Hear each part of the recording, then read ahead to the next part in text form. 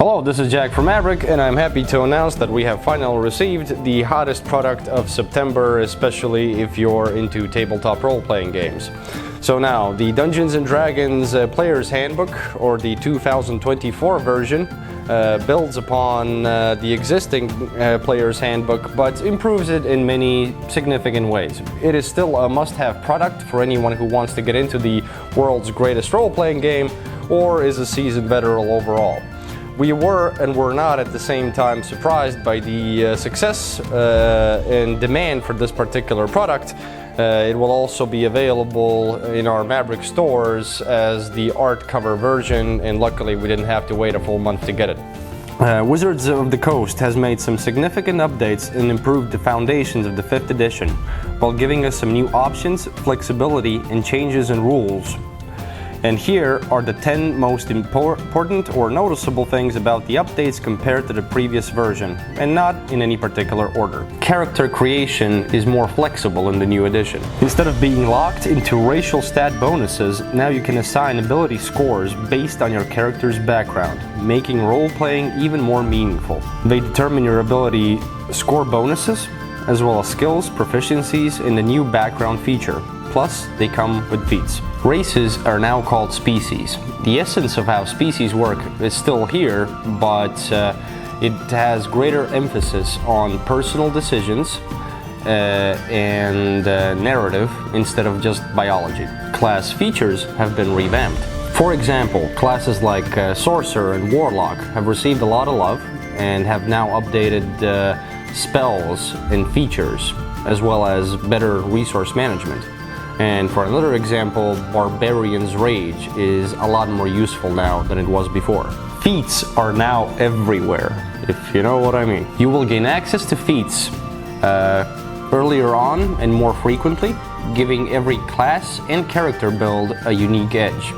You don't also now have to wait until level 4 to feel like your character is specialized. Feats are now also woven into backgrounds and level up decisions. Combat is made even faster and smoother. The dodge action, for instance, it's been made simpler, and the grappling rules are easier to remember.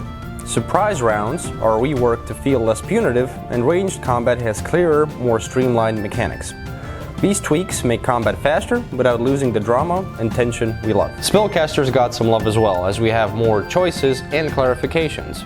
Some spells got nerfed, some got revised, and there are some brand new ones like the Mind Sliver and Summon Celestial. Multi-classing is made easier. With the rework, you'll find that it's easier to balance levels between multiple classes, focusing on your build and not worrying about stalling overall progress. Magic items have both been adjusted both in terms of rarity and availability.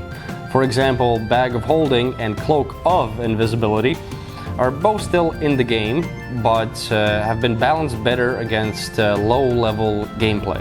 And of course, Glossary. Especially the seasoned players are going to be particularly happy that all the main rules are all quickly accessible in one convenient place. I guess it's not exactly a new thing, but it's back again, so we're going to be happy about it. And last but not least, the artwork.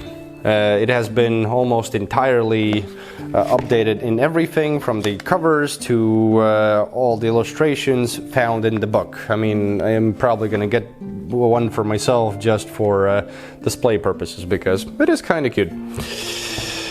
Right, so the books are not going to come out all in one go, as you might know, so we're expecting the Monsters Manual to arrive in February and the Dungeon Master's Guide to come out this November. And everything's going to be available with the hardcover versions as well. So, no excuses. Time to grab your dice, gather your party, and embark on a fabulous adventure.